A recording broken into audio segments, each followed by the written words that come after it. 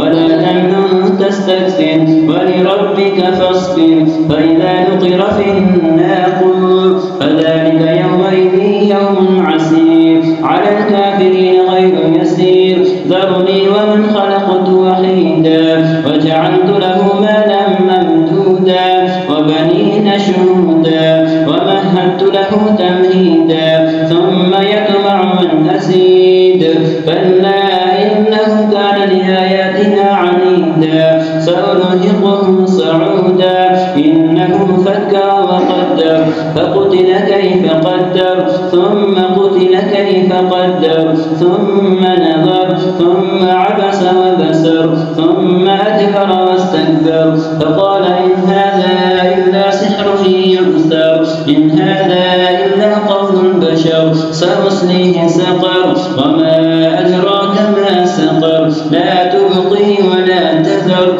لواحة للبشر عليها 19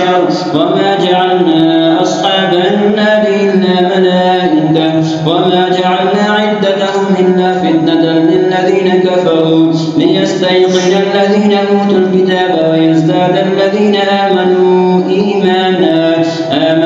إيمانا ولا يرتاب الذين أوتوا الكتاب والمؤمنون وليقول الذين في قلوبهم مرض والكافرون ماذا أراد الله بهذا مثلا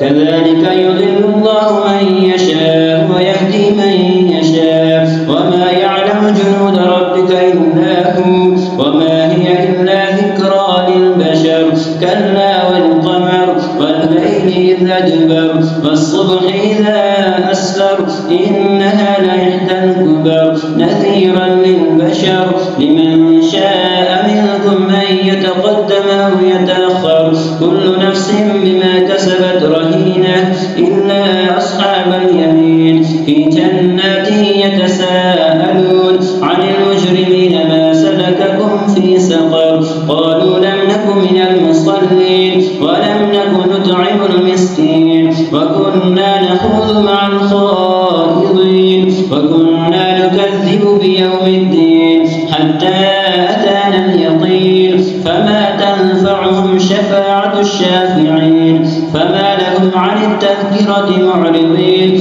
كأنهم حمر مستنفرة فرت من قسورة بل يريد كل امرئ منهم أن يؤتى صحفا منشرة كلا بل لا يخافون الآخرة كلا إنه تذكرة فمن شاء ذكره وما يذكرون إلا أن يشاء الله